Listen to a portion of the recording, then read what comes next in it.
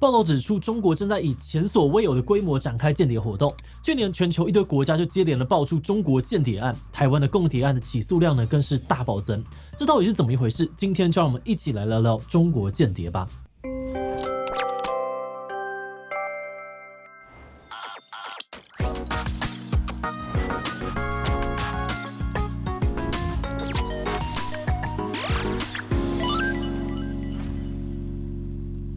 Hello， 大家好，我是志奇。去年呢，全球各国接连爆出了中共间谍案，从美国前纽约州州长的这个幕僚，还有英国安德鲁王子的密友，到德国的议员助理等等，都传出呢疑似是替中国政府做事的间谍。更有报道表示，中国对外的间谍活动恐怕已经达到了前所未有的规模。包含台湾去年底也爆出了富康联盟党党主席，同时也是退役军人的屈宏毅，被检方指控长期收受中国金元，协助吸收军人，甚至密谋引红军入台。而且根据官方资料，光是去年1年，台湾就有高达64人因为涉入共谍案被起诉，而在2021年，这个数字只有16人，等于是增加了整整3倍。那今天这题呢，是我们会员福利议题学院池选出来的题目，会来跟大家聊聊台湾的富康联盟共谍案是怎么一回事，其他国家又有哪些案件，还有中共的情报体系到底是怎么样运作这么多的案件的呢？不过在开始今天的讨论之前，先让我们进到工商服务时间。关键，你知道钟楼怪人在200年前救过圣母院一命吗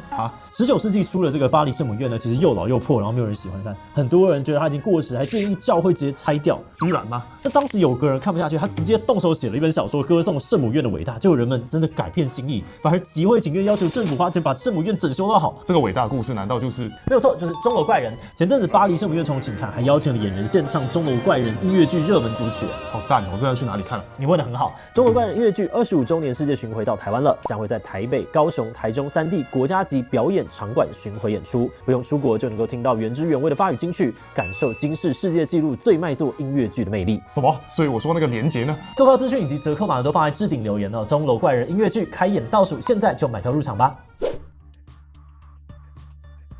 富康联盟党党主席屈宏毅是军人出身，退役后常年在中国经商。根据检方调查，他从2019年开始跟中国谍报单位接触，5年间收受了高达上千万台币的金元，协助中国在台湾吸收现退役军人，暗中筹组驱击队，密谋要来发动武装攻击，更经到台湾4大军事据点，还有美国在台协会现场勘查，绘制机密图资交给中国。去年底呢，台中检方侦结这起案件，并依照国安法起诉主谋屈宏毅。还有另外的6名退役军人，这7人都否认犯罪，但有人坦诚说，曾经呢帮屈宏毅联络有意从事驱击行动的人，但强调他不知道屈宏毅的目的还有资金来源。而屈宏毅呢，则是声称他收到的那些钱呢，是替中国友人鉴定古董的费用，并且表示自己是应对方的要求拍摄军事基地的外观，但不知道用途为何。目前全案呢正在台中高院进行审理。那除了这起案件之外呢，近年来台湾也有很多的共谍案，也都有涉及军人。去年呢，就有另外8名现退役的军人，因为密谋叛逃、泄露机密等等罪行而被定罪判刑。此外呢，去年因为共谍案被起诉的64人之中呢，就有43名是现退役军人。甚至今年初呢，又爆出了有退役的陆军中将涉嫌替中共在台湾发展武装组织，还有自产军机而遭到了起诉。这也是台湾史上涉共谍案的退役军人当中层级最高的。那其实呢，欧美国家去年也传出了不少的中国间谍案，虽然不像台湾这样子有很高比例的军人涉案，但也涉及了不少的政府高层。例如去年9月呢，前纽约州州长的副幕僚长孙文，就因为涉嫌当中共代理人而遭到了逮捕。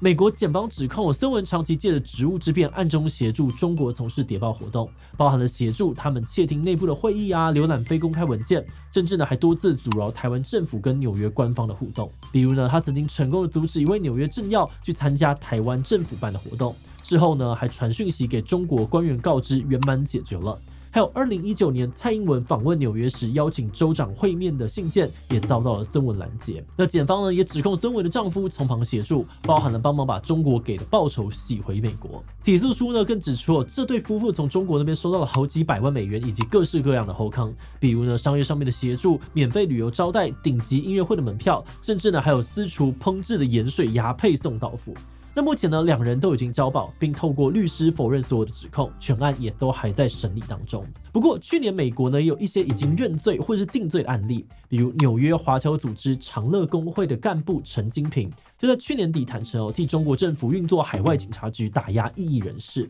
此外呢，长期活跃在华人民运圈当中的历史学者王淑君，还有资深的前中情局探员马玉清呢，也都在去年遭到了定罪。那像这样子，从政府机构、民运人士到情报组织，都传出有中国间谍，引发了美国舆论不小的风波。而欧洲的状况更是一波未平一波又起，甚至连英国王子都卷入其中。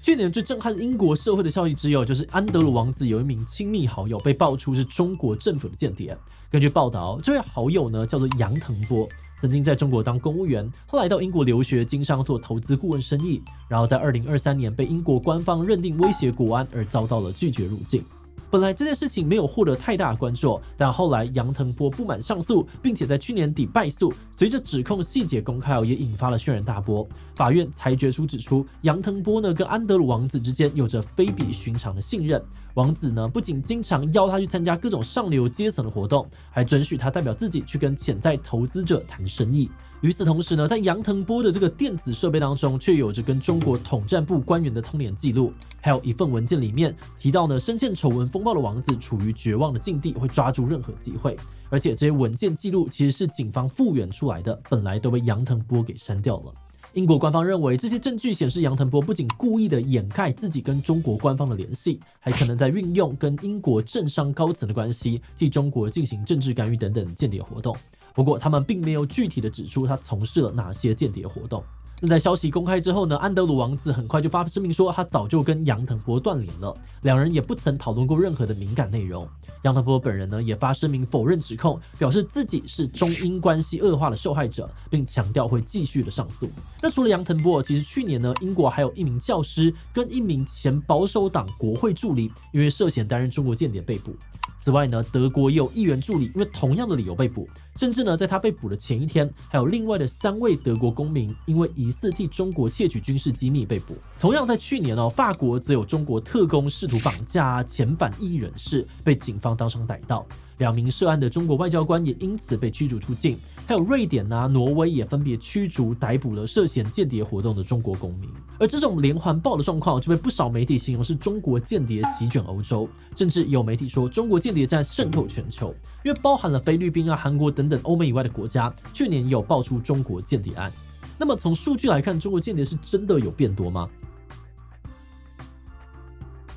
目前我们没有查到全球中国间谍案件的数量，不过以台湾来说，过去20年间共谍案的起诉量确实在快速的增长。官方数据显示呢，在2001到2010年，平均每年只有侦办1.3起的案件。到了2011年到2023年，这个数字呢则增加到了年均超过3起案件。再到2024年就有15起共谍案，一共64人遭到了起诉。另外有比较明确数据的还有美国。根据智库战略与国际研究中心的研究，在2000年到2022年之间呢，光是美国官方有对外公开的中国间谍案就高达了224起。而且整体呢也呈现了增加的趋势，从2000年代呢年均不到5起，到2010年代约11起，再到2020到2022年年均就超过21起了。那其实除了实体间谍中国的网络间谍活动似乎也越来越活跃了。根据国安局，2024年台湾平均每天都会遭到中国网络攻击240万次，比2023年多了整整1倍。此外呢，德国、澳洲去年也都有发布类似的调查报告，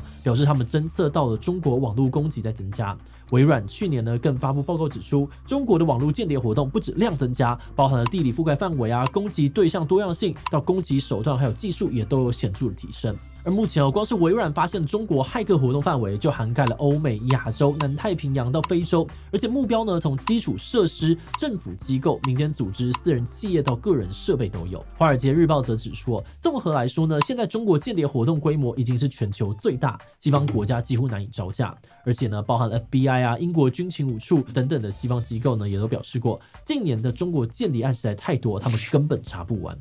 当然，这么大量的活动呢，也势必需要非常庞大的组织跟人力。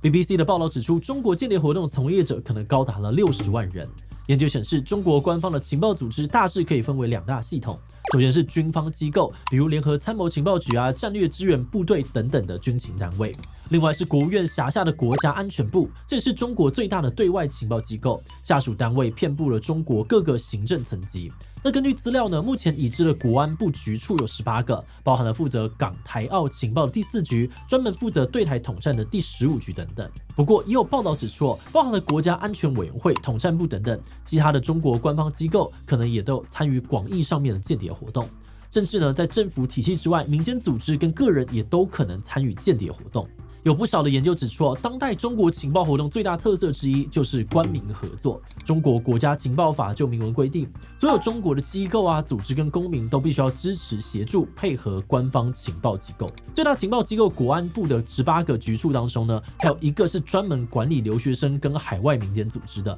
而且呢，在近年各种的间谍案当中，也都可以看到中国私人企业、民间团体跟海外华人社群卷入其中。比如孙案当中，美东河南同乡会就被爆出疑似是中间人。另外，去年 FBI 侦破的骇客组织亚麻台风幕后黑手也被认为是中国资安公司永信制成。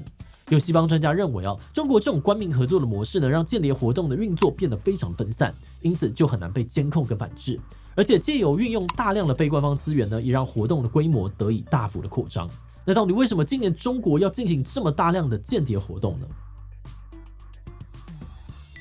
首先要从国际局势说起。近几年呢，在美中贸易战啊、俄乌战争的影响之下，以美国为首的西方国家还有盟国开始对于中国采取更加警惕的态度。因此呢，有分析认为，中国的间谍活动未必真的有大幅增加，而是西方各国加大了调查还有公开回应的力度。许多国家的安全机构呢，则表示这两者其实是同步发生的。西方的调查能力呢，还有力度确实有提升，而中国的间谍活动也确实比过去更频繁了。此外，也有分析认为近年呢，中国经济下行是另外一个重要的因素，因为对于中共来说，最重要的是稳固政权，而近年经济低迷的状况呢，已经对内政造成了隐忧，这可能就会驱使中国政府更积极的想要获取他国的技术还有机密来实现经济成长。而这样子的论述也符合一些研究对于中国近20年间谍活动的观察。智库 IDF 的研究呢，就表示中国政府在2006年正式的实施自主新创战略，明文呢写出要以引进来的技术作为基础，进行强化和再创新。往后几十年呢，他们根据这个战略推出了一系列恶名昭彰的偷窃政策，也就是透过间谍活动窃取他国智慧财产，甚至呢也有直接吸收他国人才的千人计划。而这些再加上对于国内产业的保护政策、各种资金补助，中国也取得了显著的成果。研究报告指出，2010年中国的创新能力综合指标比美国低了22%，但到了2020年已经反超美国40%了。不过，大量的间谍活动呢，也带来了负面的影响。最显著的就是国际形象受损，这也使得中国跟其他国家的经济合作遭遇到了更多的阻力，外交关系变得更加紧张，甚至也可能间接的促使西方盟国团结起来，采取反制措施。面对中国间谍活动的增加，许多国家呢都纷纷加强了对于间谍活动调查还有起诉的力度，并增加反间谍工作的预算。此外呢，不少国家也专门立定新的法律来应对越来越密集、形态也越来越多样的间谍活动。澳洲呢，在2018年底通过了境外势力透明法，就被认为呢是西方国家反制中国间谍的第一枪。紧接着呢，在2020年，台湾通过了反渗透法；2023年，英法相继通过了国家安全法案，防免境外干预法。去年底，加拿大也通过了外国影响透明和问责法。报道还指出，目前欧洲议会也正在研拟类似的法律来应对中国还有俄罗斯的间谍活动。此外，国际合作成为了另外一项关键措施。各国安全机构开始加强情报共享，并且多次的公开实施联合行动。比如美加纽澳英所组成的五眼联盟，大动作的对于中国网络间谍活动展开调查。还在矽谷举办公开会议，联合谴责中国盗窃智慧财产权，并且声称会采取更多的反制措施。不过，多数的西方分析认为这些反制措施可能有很大一部分是出于警告性质，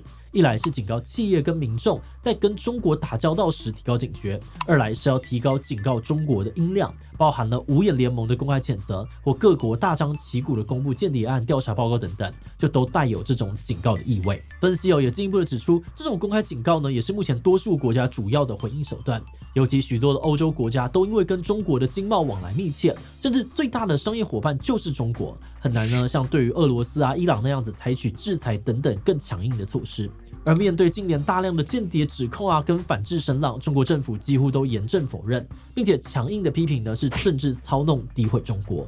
此外，其实中国近几年来也在大动作的抓间谍，尤其他们2023年7月修订反间谍法之后，向来低调的国安部不仅开始大力的宣传反间防谍，更创办了官方微信账号，表示要落实人民群众参与防间谍工作的机制。那在修法的1年之内呢，光是官方有公开的反间谍法案例就至少有30起。另外呢，在去年的下半年，中国官方还表示，他们已经以触犯反间谍法为由呢，逮捕了1名韩国公民，并且破获了1起英国秘密情报局发起的间谍案。不过，相关的细节并没有公开。